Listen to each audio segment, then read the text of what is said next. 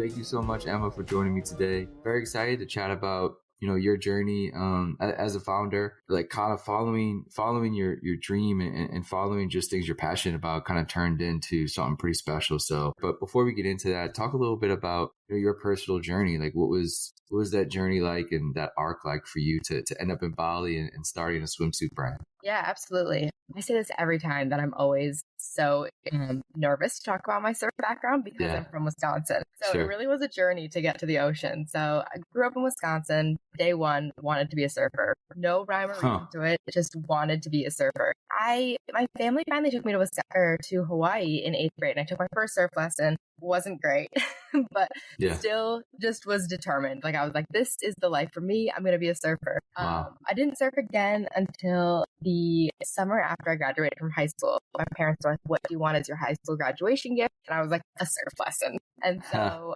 my stepdad flew me out to San Diego, took another lesson, was horrible, still loved it, still felt like it was exactly what I was supposed to be doing. And so I actually went out and like toured some colleges out in California. I went to USD and SDSU for tours.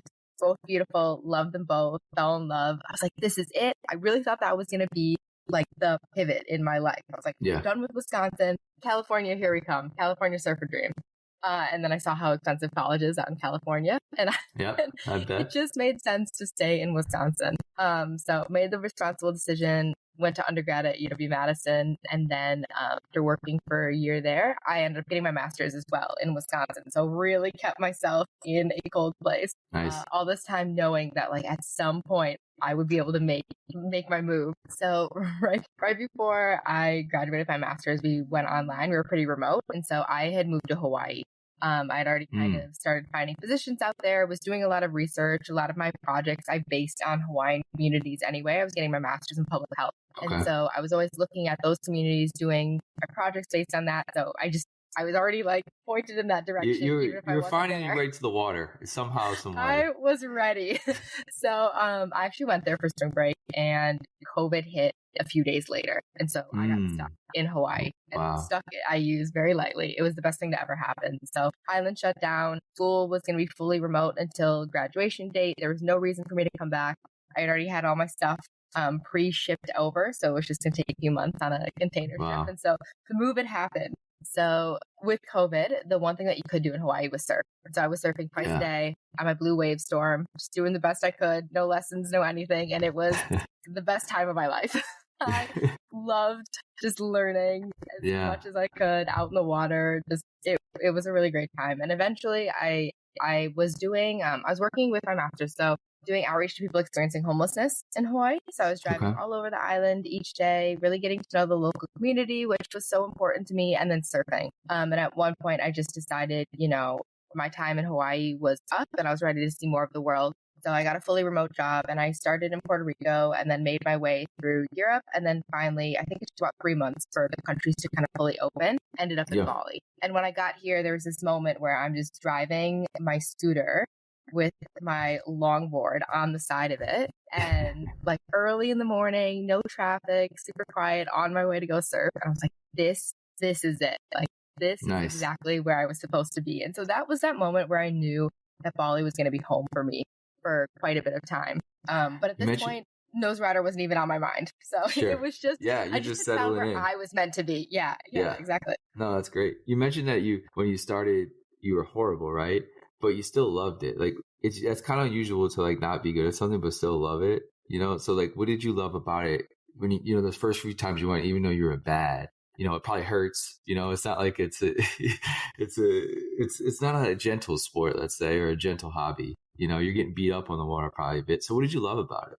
I loved the whole, I loved being in the ocean. Being from Wisconsin, like being in the ocean in and of itself is an incredible experience. Like being in water, being in the ocean, sitting on your board, and whether you're looking out at the ocean or back towards shore, you're seeing two really beautiful things, and that was just such an incredible experience for me.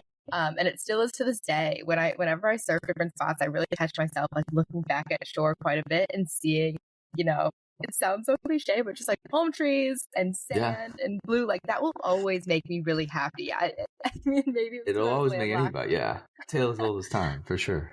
So you're in Bali, and you're there for I guess how long, like maybe a few months, a year, like how long before you get the spark to actually start like Noserider? What was that sort of light bulb moment for you while you were there? It was pretty quick. It took me about 2 months, and it wasn't. So I guess there was kind of two moments. One was the moment when I realized that there was something missing. But at this point, I didn't want to make a business out of it. So I'm driving around. I wanted a cropped rash guard. As I said, I wasn't very good at surfing. And I wanted a cropped rash guard that would just hold the bikini on. Everything would stay in. But I didn't want one of those like flimsy, loose ones. Yeah. I wanted to look cute. Yeah. I wanted to look cute. So I was driving around to all these stores, and not a lot was open quite yet. Now, 2 years later, there's a lot more like boutique surf, geared shops, but not at that time. So I was like, why don't I just make myself a cropped rash guard? How hard can it be? And took myself down into Denpasar, found a fabric store, and then literally drove around on my bike looking at signs, trying to find a tailor.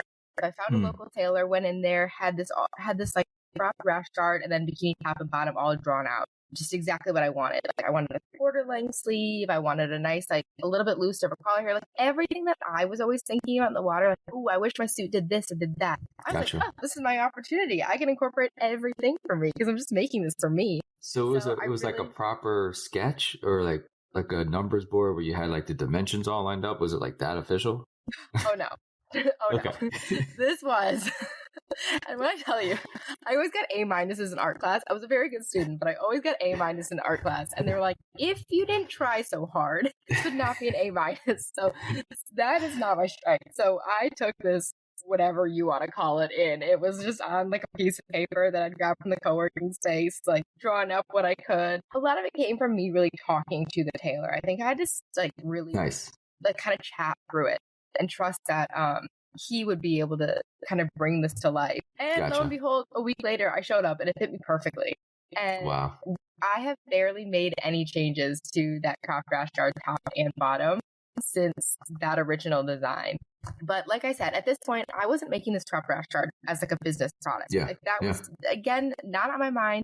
I never thought I was going to be an entrepreneur. I wasn't seeking that out. I wasn't seeking out having a business or having a brand or building any of that. I was truly just making this product for me, to use in the water. Sure. And I took it out for its first surf, and people were complimenting it. They're like, oh, that's so cute. Does it stay on? They're asking me all these questions. And so we're chatting, and then it happened again the next time I was out there, and I was like, well, why don't I just make you one? I actually have a lot of extra fabric because I obviously didn't know how much fabric I needed when I bought the fabric.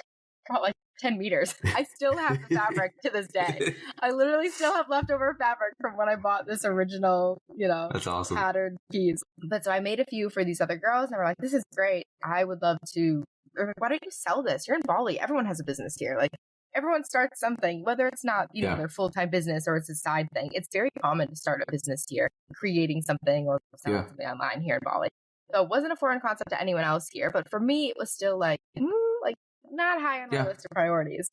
It's just not my background. And so I was like, yeah, sure. Let me look into it. And I started chatting with people. And I think between like the beginning of that week and the end of the week, I had domain purchased, website built. It was the first thing I think I really truly did in life, and didn't second guess myself, didn't really overthink it, because I was building it for me. Like there was no expectation of success like attached to this. Like Noserider didn't have to do well and succeed in order for me to live or make money or do this, because it was just something that if I made 3 girls cropped rash guards, like that's a win for me. I'm making a cropped rash guard that I really want. Like that was, the success was already there. And so I think like shifting my mindset around building a business that way allowed me to just do well that first month or two, because it's hard. It's hard work. Like it's a lot of work to start a business. And to start one in Indonesia where there was a language barrier, and there's just so much you don't know in a new country. There's so much you don't know in your own country, and then when you layer in a new country, there's even more you don't know. And so you're just constantly failing and failing and failing and trying to like figure things out. And but I think because I was doing it just because I loved it and genuinely wanted to be doing it, it didn't feel like constant failure. It felt like constant problem solving. And so like that shift of perspective, I think really helped in those first few months. And so you just started up on like a Shopify website, like bought the domain, Shopify, did you go take photos, or like what was on the first iteration of the site? Yeah. It looks great now. Now it's beautiful. Thank you. I imagine day one it wasn't so No, it wasn't as good day one. I wish I would have taken screenshots of the website. Now I actually do that. I take screenshots so I can remember all the iterations of like what the site has looked like and evolved to. Well, I'll send you the website. You could do this. You could look up your domain at any point in time. I'll send you. I would love to do that. Yeah. So when I shifted from working my job in Hawaii to working remote, I actually got a job in digital marketing. And so oh, nice. Yeah. It did help that I had this background in website. I was kind of project managing an e-com brand at that time. And so although I didn't go out looking to build something like that on my own, I was already gaining all the knowledge of how to do it. And I didn't even know that I wanted to apply it to my own life. So I think when I say, oh, I just launched the business in a week, that sort of, I think that like kind of sugarcoats the process a bit. Yeah. Like I had been fortunately collecting all this data on how to do it for, the previous year. And then when I finally got into Bali, everything kind of lined up for me. Yeah. And I did do a photo shoot. So I picked 3 different colors, had all the pieces that I wanted, and I actually was going to a surf retreat the weekend that I'd planned on launching the website.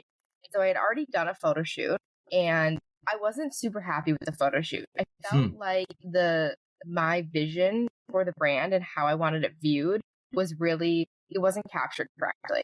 I felt like it was a little over like sexualized in a lot of ways. It was very like model focused. It was it was the one time I paid a model, and she's lovely. She and I we became great friends after the shoot. But the way that the photographer shot it wasn't quite what I had in my mind for the brand. It would have been great. So it was the first hurdle right out the gate, right? It's sort of the first time where it's like, oh, you hit a little roadblock. Yeah, and especially because I think like how a brand is captured in pictures or video these days is how the brand is going to be perceived. Like no matter how much I write my mission, my vision, all that doesn't really matter. Like people see what they see and they're going to take that in and they're going to put their, so that to be said, like the imagery was so important to me. And so on the surf retreat, I wanted the girls to be testing the surf suits out and giving me a little bit of feedback. We're about to launch. And we ended up doing a photo shoot. And so the pictures that I put on the website were pictures of all the girls from the retreats. Nobody was hired. Everyone was super excited to be there, to be involved. I just gifted all the girls suits. One of them was really good at Google Analytics. And so she grabbed my computer and set some stuff up on the back end. Somebody else had some really large followings. And so they were like really pushing my stuff. And it was just such a cool team community effort. And it just felt like launching the brand at a surf retreat with a group of girls that I had just met. And surfing was the thing that brought us all together. It felt like the perfect way to launch the brand. And this was just the tops at this time? Was it any bottoms or this was just tops? I designed a the cropped rash guard and then 2 different tops and 2 different bottoms. So one was a little bit more, one was meant to be more supportive. I just, and I did the best I could. The second bikini that I designed, I don't carry anymore. I ended up phasing that out. But that original top, the cropped rash guard bikini top and bottom still exists to this day. The surfing community just seems like one of the most together, like supportive communities. I can't think of another like segment of business and like another culture and community to have behind you. They always seem to really be supportive in everything like each other does. And I'm not a surfer, never been surfing. I'm definitely scared of like heights and then like deep water in the ocean. And so that's like, I could never imagine doing something like that, but I could imagine like the people in that sort of culture, I can imagine like getting along with perfectly. And so I think that was also something that was like meant to be along the way, was this community supporting day one, helping that foundation, like you said, to kind of help the back end stuff, get the photos up, have maybe some good friends tag you on social media just to get that initial like support out there. That helps so much, but that's just so right for that community, huh? Yeah, I feel really fortunate. And even now when I meet people or meet friends in Bali, the ones that stay are kind of my surf girlfriends. So the ones that I, spend time in the water with, we grab coffees afterwards. As much as it's an individualistic sport, there's so much really community around it So yeah, I feel really fortunate that that was the community for the product that I was launching. So after you launch it, now you kind of have, you have some stuff in the wild, you have people wearing it. So what was sort of that next step after that? Was it, 6 months of that sort of beta prototype, like having some people buy it, doing those couple sets? But now you have, it's like you have a dozen different types, like you have a much broader product line. So I guess how long did it take from that first iteration after the surf retreat to get that out there to then really being like, okay, like this could really be something I dedicate a lot more time to? Yeah, the biggest thing that happened is a surf shop in Lombok, the island over from Bali, took a chance on me and stocked my items right off the bat. And it was where the surf retreat was. And Jenny, the owner, is lovely. And so she really took a chance on me right away. And she put me in her store, and I ended up selling more in that store than online or anything like that. Like that store really kept me afloat. And so it really meant a lot that this other small business owner was like, I see what you're doing. I want to support you. And so she put me in the store. And so having really consistent income from that surf shop over on Lombok allowed me to, well, one, my first line wasn't sustainable material. I couldn't afford it at that point. Sustainable material costs twice as much. And so my biggest thing that I wanted to do right away was keep the designs, but let's switch the material quality and type. I want it sustainable. And the other thing was I was just kind of working with my tailor to really make the suits stronger. So there's so much I don't know. I learned so much, like if you don't pull your fabric tight when you're doing your stitching and then let it come together, like that gives it more flexibility. And so there's a point where some seams were breaking. And so I had to just learn all this stuff about how to make a bikini better. And it's these tiny things that no one really sees. Like if you look at the first bikini top and the bikini top today, they look pretty much the same. Yeah. But so many of these like little micro changes and tweaks have happened along the way to really bring the quality and the durability and the sustainability that I'm really, really proud to have today. So many of these like minor little tweaks that happen. So I switched materials, launched a sustainable collection. Maybe a few months later. Yeah, I launched it like right at the end of US summer. I've learned that you can't say summer when you live in Indonesia because that is the opposite meaning for people from Australia and people from the US. Mean? So I launched like the summer collection, and it didn't make any sense for people in Australia because it was their winter. I see. They were like, I said something the other day. I was like, oh, so I'm really envisioning like really pretty spring colors. And someone was like, what are you like for rainy season? Yeah. So anyway, I always laugh about like everyone will be like, well, what summer? Who's summer now? Yeah. So, no, that's fair. Anyway. That's fair. But yeah, so I launched my summer collection, and that one did well again. The switch to sustainable material. The girls that already loved my tops loved them even more. Bought them in every color type thing, mostly from Nalua again. The surf shop in Lombok. And so that was again just like keeping me afloat. It was also a moment where I realized my product really has to be tried on and seen in the water in order for people to really like at that point. I think it's changing. The way that I've really switched to how I do my social media now, I think tries to create that same effect. But there's something about when you put these surf suits on, when you're in the water with them, when you see another girl in the water with them, that makes you want it more so than on the website. So that's when I switched and decided, okay, I'd really like to open a store in Bali. And so I traveled a bit. I went home to the US, emptied my storage unit. I was like, Bali's it. At least this side of the world is it for now. Tied up all my loose ends, sold my car, like did all the things to like fully make me fully remote. And then made my way back to Bali. And so when I came back this most recent time, I was like, here I am, it's home, time to really set up Noserider, like time to figure out how to open up a shop here and just set it up all properly. I switched manufacturers. So when I say manufacturer, that's such a loose term. I have this amazing, amazing tailor, and she works out of her home, and she has 9 other women that work out of her home. Wow. So it's actually not made in a factory. It's made from homes, from women in their home, just 9 minutes up the road from where I now have my surf shop. So again, when I say this brand has always been like community driven in like the surf world, it's same thing for like the back end of things, like the production side of things. I've always wanted it really community driven, locally made. It's actually a big thing that I'm running into right now. A big challenge is that how do I continue to scale and keep it at this community level? I'm at that weird part where everyone's like, you need to go produce somewhere else. You need to find a factory. You need to do this. And so I'm trying to navigate, how do I support my team here in Bali? How do I also support the demand for the product? So, but now I like these challenges. It's a really great place to be.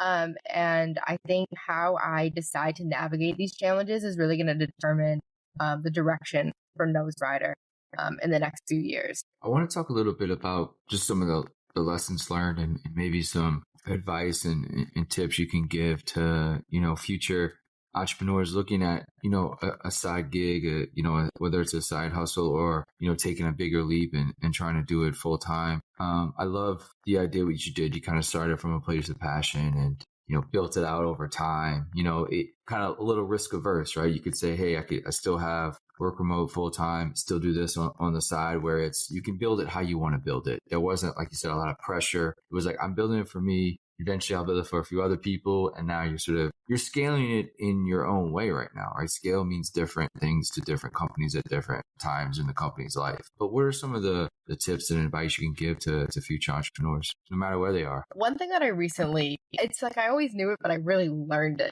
recently, is that my surfing only got better with more time in the water, right? Just more time in the water, regardless of conditions. So whether it was bad conditions, great conditions, sunny, rainy, didn't matter. Like getting in the water and surfing, I progressed. I got better. You learn how to navigate different situations in the ocean. You learn different things about yourself. And that exact same thing can be said about your business. I see a lot of people who start these part-time gigs out of passion on the side, and they're a fair weather entrepreneur, just like I used to be a bit of a fair weather surfer. And the moment that you decide to work on your business, regardless of conditions, and it doesn't mean you need to be giving that same amount all the time, right? Like for me, I made the goal to get in the water 4 times a week. And I think that same concept can be applied to your business, where I want to work on my business 4 times a week. And it doesn't matter how much you move the needle each of those 4 days, because what you're doing is you're stacking the odds in your favor, right? With me, surfing 4 times a week, I stacked the odds in my favor. I was inevitably, 1, going to get better at surfing. I was spending more time in the water. Yeah. I was going to learn so much more.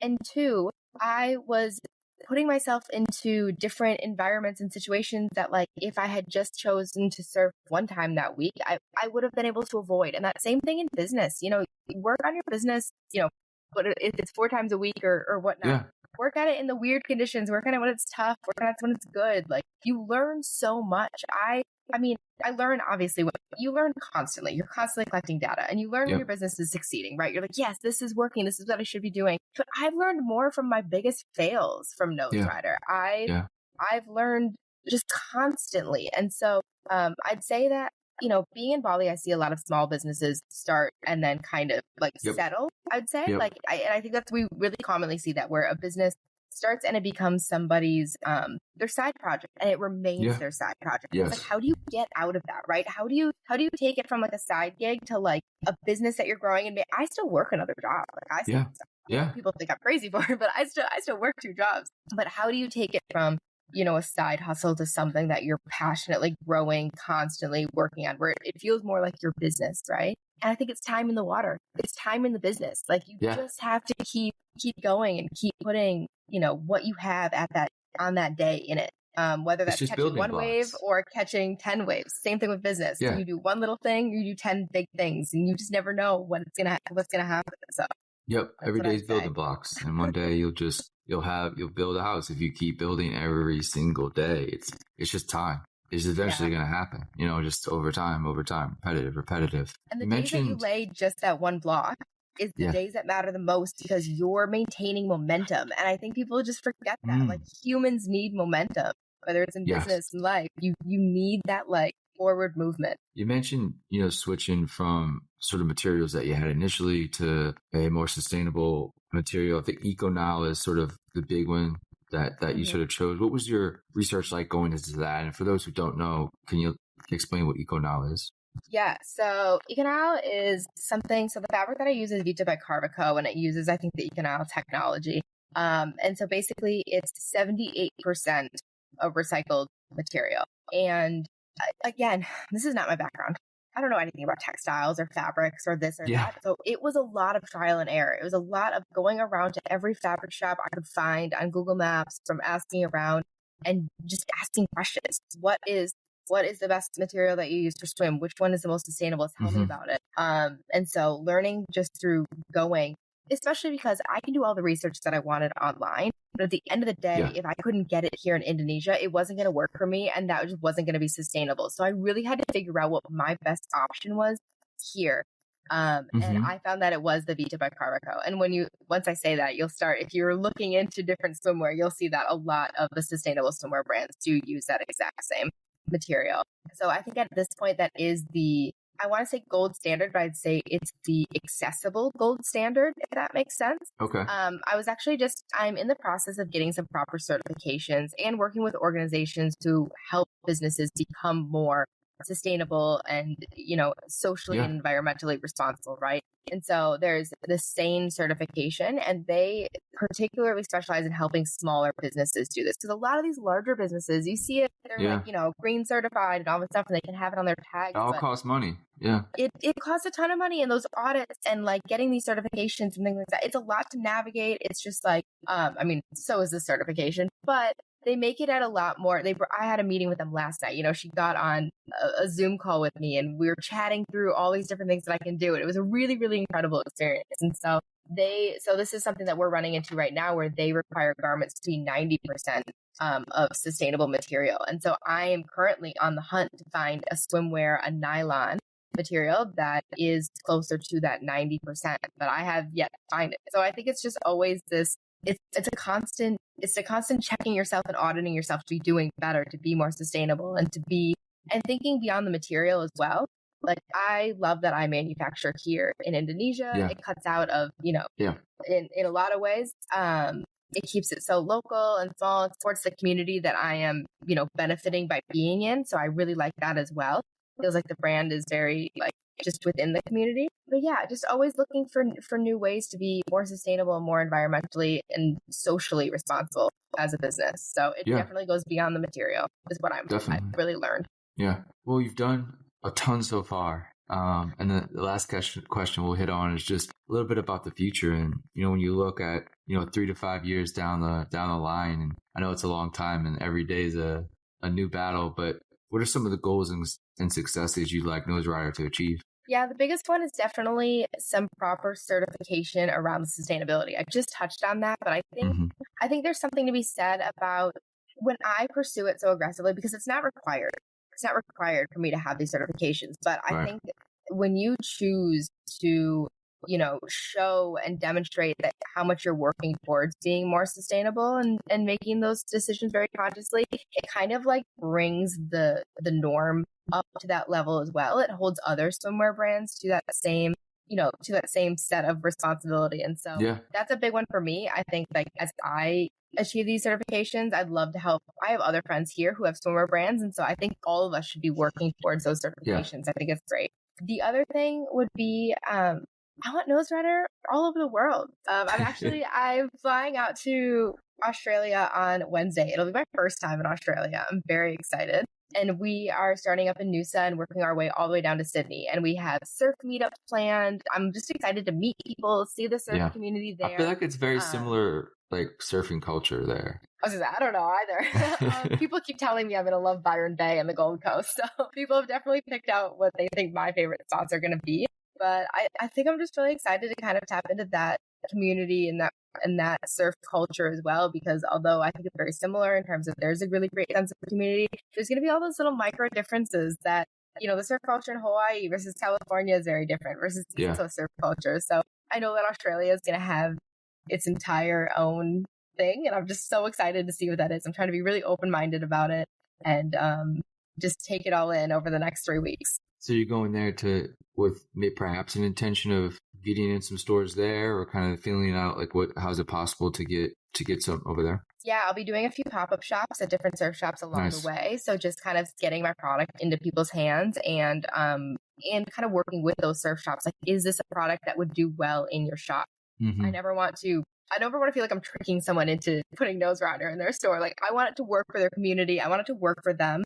And I think there's something to be said about going there, meeting the owners, letting them feel, like I said, like letting people feel the suit, like see it in the water, get the girls surfing in it. Because a lot of the girls here in Bali are Australian and they love Noserider. They're always asking me if I'm going to stock in Australia somewhere. So I think me being there in person and really showing what this brand is all about, Australia, especially in the surf community, is hyper community focused. And so they really love their local brands or Australian based brands, things like that.